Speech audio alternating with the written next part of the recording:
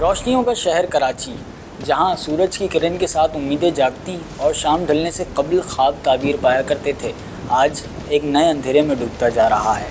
آئے روز رونما ہونے والے واقعات و حادثات، بے روزگاری اور نفسیاتی مسائل جیسی اذیتوں کے ساتھ ساتھ یہ معاشرہ خاموشی سے پھیلتے ہوئے ایک زہر قاتل کا بھی سامنا کر رہا ہے، جو بظاہر ذریعہ تسکین مگر در حقیقت موت کی صورت اس شہر کے نوجوانوں کی رگوں میں سرایت کرتا جا رہا ہے۔ جہاں نوجوان بذات خود ایسے آلۂ قتل کا انتخاب کرتے ہیں جس میں نہ دامن پہ کوئی چھینٹ اور نہ خنجر پہ کوئی داغ کہ مصداق، قتل کرنے والا قاتل بھی نہیں ٹھہرایا جاتا۔ یہ آلہ ایک انتہائی جدید قسم کی ڈیوائس ہے جسے سگریٹ نما کہا جائے تو بے جانا ہوگا۔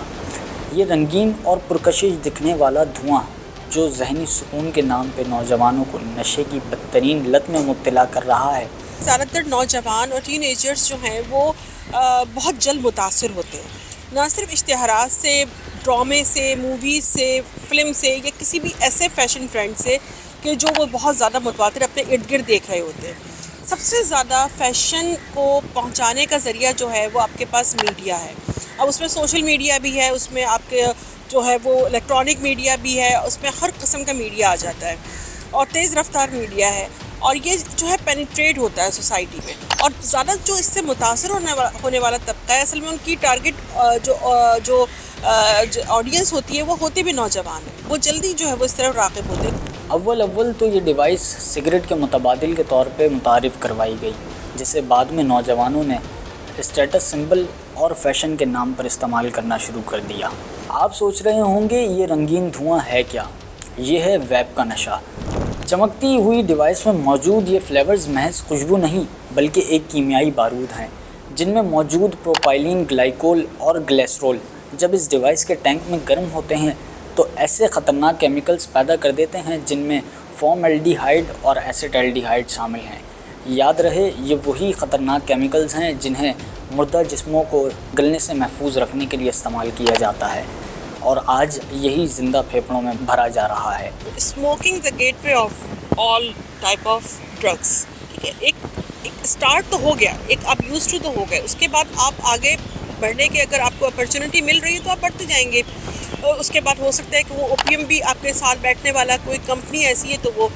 چرس بھی پینے لگ جائے، وہ ہو سکتا ہے افیم بھی یوز کرنے لگ جائے، ہو سکتا ہے کہ وہ الکوہل بھی جو ہے وہ آہستہ آہستہ جو ہے وہ الکوہلک بھی ہونا شروع ہو جائے۔ تو دیکھیں کمپنی بڑی جو ہے وہ اس میں اہم ہوتی ہے کہ بچے کی کمپنی کیا ہے، چاہے وہ لڑکا ہو یا لڑکی۔ تفصیل آج ختم ہو گئی ہے کہ لڑکا ہے تو اس کے لیے زیادہ جو ہے وہ چانسز ہیں، اور لڑکیاں ہیں تو ان کے لیے کوئی نہیں۔ آپ کی بیٹیاں بھی ہیں تو آپ بیٹیوں کے لیے بھی اتنے ویجیلنٹ رہیں۔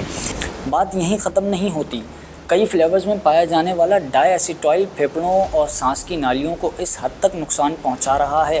کہ ایک وقت آتا ہے جب انسان اپنی ہی سانسوں کو ترس کر رہ جاتا ہے، اور دنیا اس بیماری کو پاپ کارن لنگ کے نام سے جانتی ہے۔ اعداد و شمار تو چیخ چیخ کر بتا رہے ہیں کہ اس سے کئی خطرناک بیماریاں جنم لے رہی ہیں،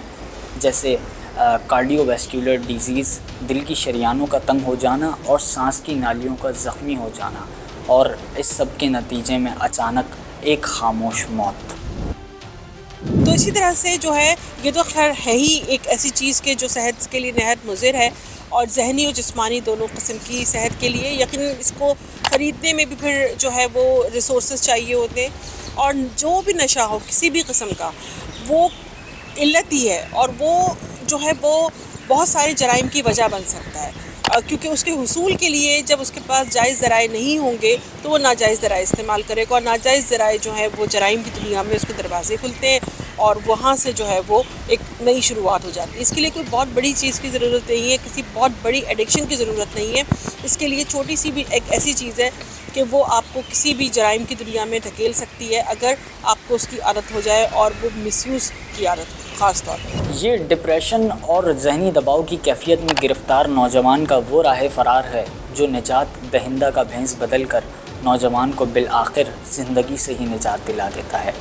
حالیہ ایک سروے کے مطابق اس کے عادی 6.2 پاکستانی، جبکہ 35% نے ازراہ شوق اس کا ایک آدھ کش تو لیا ہی ہوگا۔ یونیس اور اسکول میں نے باقاعدہ دیکھا ہے، بچے، فیمیلز، لڑکے سب اس کا استعمال کر رہے ہیں۔ کوئی سگریٹ چھوڑنے کے لیے اور ڈائریکٹ کوئی پوڈ پر آتا ہے تو بس پھر اس سے وہ پوڈ نہیں چھوٹتا، فلیور کی لت لگ جاتی ہے۔ دراصل آج کل جو میں دیکھتا ہوں کوچنگس وغیرہ کے باہر لڑکے جو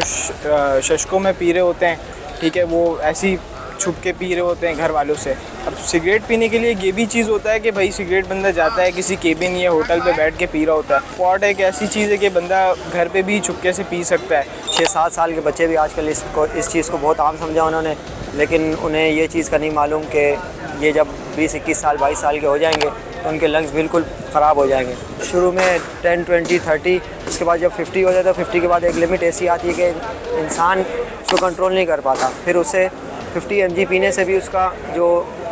نشہ کہہ لیں یا کچھ بھی کہہ لیں وہ اس سے کنٹرول نہیں ہوتا، پھر اس کے بعد وہ آہستہ آہستہ سگریٹ پہ جاتا ہے، پھر چرس پہ جاتا ہے، اسی طرح آہستہ تک پہنچ جاتے ہیں۔ اب سوال یہ پیدا ہوتا ہے کہ یہ کون سا نفسیاتی دباؤ یا ڈپریشن ہے جس کے باعث انسان جانتے بوجھتے اپنے آپ کو اس موت کے کنویں میں دھکیلنے کے لیے تیار کھڑا ہے۔ اس کے مختلف جوابات ہو سکتے ہیں، جیسے احساس کمتری، بے روزگاری، عشق میں ناکامی اور شادی شدہ افراد کی بدترین ازدواجی زندگی اور اس کے اولاد پر پڑتے ہوئے خطرناک اثرات۔ جواب کچھ بھی ہو، ہمارے لیے لمحہ فکریہ یہ ہے کہ کہیں ہم اپنی ہی نوجوان نسل کو اپنے ہی ہاتھوں تو اس اندھیرے کنویں میں نہیں دھکیل رہے۔ کراچی میں تو چیزیں پھر بھی کہیں نہ کہیں ریڈار پہ آ جاتی ہیں، عرصے بعد آتی ہیں لیکن آ جاتی ہیں۔ لیکن اب دیکھیں کہ ان علاقوں میں جہاں پر نہ تعلیم ہے، اور تعلیم ہے تو کم ہے، شعور بھی کم ہے، لیکن سوشل میڈیا وہاں پہ بھی پہنچا ہوا ہے، تو وہاں پہ کیا حالات ہوں گے؟ اور جہاں پر جو ہے اس طرح کے بارز، بالکل ویب بارز جو ہیں وہ کھل رہے ہیں۔ ڈرگ اتھارٹی کی میں بات کرنا چاہوں گی کہ یہاں پہ کہ یقیناً جس طرح سے معاشرے کے دیگر ادارے جو ہیں وہ صحیح طریقے سے اپنی ڈیوٹی پرفارم نہیں کر پا رہے، تو ڈرگ اتھارٹی کے بھی بہت سارے ایشوز ہیں، اور ایسے بہت سارے کام ہیں کہ جو ان کو کرنے چاہیے، جو وہ نہیں کر رہے یا نہیں کر پا رہے، یا کوئی بھی سسٹم کہہ لیں جس کی بنا پر وہ اتنے ایکٹیو نہیں ہے جتنا کہ انہیں ہونا چاہیے، جتنا ویجیلنٹ ہونا چاہیے اتنے ویجیلنٹ نہیں۔ سوشل میڈیا کے بارے میں والدین کو اپنے بچوں کو یہ آگاہی ضرور فراہم کرنی چاہیے کہ موجودہ دور میں سوشل میڈیا صرف معلومات تک رسائی کا ذریعہ نہیں، بلکہ اب بات اس کے ماں سوا ہو چکی ہے۔ نوجوان لڑکے اور لڑکیوں کو اسی سوشل میڈیا کا سہارا لے کر کچھ مختلف افراد ٹارگٹ کرنے کے لیے ہمارے وقت تیار بیٹھے ہیں، جو اس بات کے منتظر ہیں کہ کوئی بے خبر ان کے جال میں آ پھنسے اور وہ اسے ویب، آئس اور کرسٹل جیسے بدترین نشوں کی لت میں مبتلا کر کے ذہنی، جسمانی اور معاشرتی طور پہ کہیں کا نہ چھوڑیں۔ ایک اچھا معاشرہ تو وہ ہوتا ہے جہاں پہ والدین کے ساتھ ریاست بھی جو ہے وہ اتنی سینسیٹیو ہوتی ہے کہ وہ اپنے بچوں کو، اپنے نوجوانوں کی حفاظت کرتی ہے مختلف نیگیٹو ایکٹیویٹیز سے یا مختلف نشوں سے یا مختلف قسم کی ایڈکشن سے۔ لیکن بدقسمتی سے ہماری ریاست جو ہے وہ اتنی ویجیلنٹ نہیں ہے جتنا کہ اسے ہونا چاہیے، تو یہاں پہ ساری ذمہ داری جو ہے وہ پیرنٹس پہ آ جاتی ہے، اور ساتھ ہی ساتھ تعلیمی اداروں میں جو اساتذہ ہیں ان کی بھی کسی حد تک کی ذمہ داری بنتی ہے، لیکن مین رسپانسبلٹی جو ہے وہ والدین کی ہوتی ہے کہ والدین جو ہے وہ بچے کی تربیت اس طرح سے کریں کہ وہ غلط و صحیح میں تمیز کر سکے اور وہ غلط چیزوں سے اپنے آپ کو بچا کے رکھ سکے، کیونکہ یہ وہ چیز ہے جو اس کے عادی افراد کو نہ ملے تو وہ معاشرتی اور اخلاقی اقدار کو پامال کرنے میں تعامل نہیں کرتا۔ یہ سوشل میڈیا کا وہ خطرناک پہلو ہے جس پر اعلیٰ سطح سے لے کر والدین تک سب کو اب ایک لائے عمل طے کرنا ہوگا اگر کراچی کی روشنیاں دوبارہ بحال کرنی ہیں تو۔